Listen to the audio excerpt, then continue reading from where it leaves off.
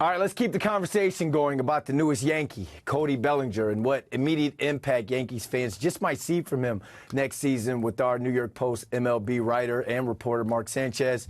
Mark, what's going on, man? Thanks for hopping on with this. Cody Bellinger, the man's a problem out there. When he's healthy, he can get busy at the plate. So do you think the Yankees are going to get anywhere remotely close to getting the 2019 Cody Bellinger? That's a tough ask. It's tough for me to say the Yankees are expecting an MVP who hits 47 home runs like he did in 2019. He's just such a different player now than he was then. You know, he was really rough in 21 and 22, where he ended up getting non-tendered by the Dodgers. And it just seems like his shoulder was to blame, and he hinted at physical issues in his intro with the Yankees the other day. He came back in 23 with the Cubs as very much a different hitter, where a more contact-oriented approach. His strikeouts kind of disappeared, but so did a lot of his power. It'll be interesting to see how his approach changes now that he'll be playing at Yankee Stadium, and obviously more incentive for him to try to swing for power. Well, why is it that playing at Yankee Stadium as opposed to Wrigley Field is going to be better for him at the plate? Wrigley Field is kind of tricky, where the Chicago winds can turn it into a hitter's ballpark or a pitcher's ballpark, depending upon the time of day and when you're playing and things like that, just by how the wind blows. But last year, the park played big. Bellinger's OPS was about 100 points higher on the road than at home, where Yankee Stadium always plays small to lefty pull hitters.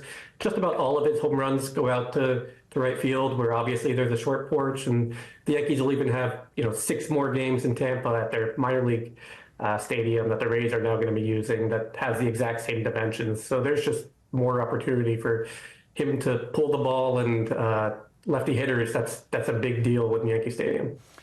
Yeah, so we know about what he can do at the plate and what he could potentially do at Yankee Stadium this upcoming season. And we know all about what he brings defensively, especially how he can play just about anywhere. But where do you think that Aaron Boone is going to use him on the defensive side of things? What position?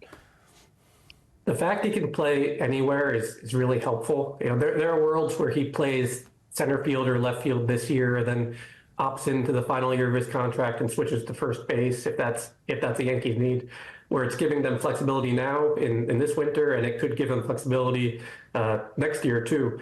Right now, I'd say it's more likely that he plays center field or left field, where there's just a lot fewer options for the Yankees to go. Where at first base they can go sign a bunch of free agents. There are a bunch of guys on the trade market too that they could look for.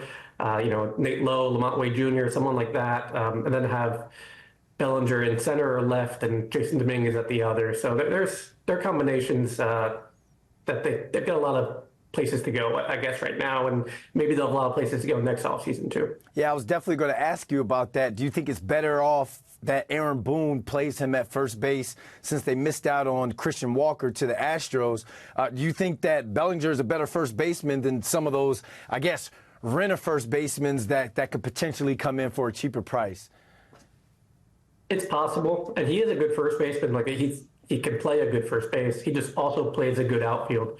And there are still, even with Christian Walker off the board going to the Astros, I don't think he would have fit with the Yankees anyway, just because he's 34, and I don't think they want to sign a first baseman who is that old to a 3-year deal or a 4-year deal. I think they're probably going to go short term. There's Paul Goldschmidt out there. There's a Carlos Santana that probably would make a lot of sense. And with the Rangers, Nate Lowe is they're trying to offload that salary, and Wade with the Giants makes a lot of sense and could plug in as their leadoff hitter right away. There are a lot of options at first base, even with Walker off the board. My 40-year-old self hates the fact that 34 is old in sports world. Like, that's absolutely, when you said that, I was like, wait a minute, 34 ain't old. So I was reading your article, man, up on the Post, and I encourage everyone else to go check that out. Cody has ties to the Yankee organization already? He does. It's one of those feel-good stories of Clay Bellinger being a utility man for a couple championship teams in 99 and 2000, and he was with the club in 2001.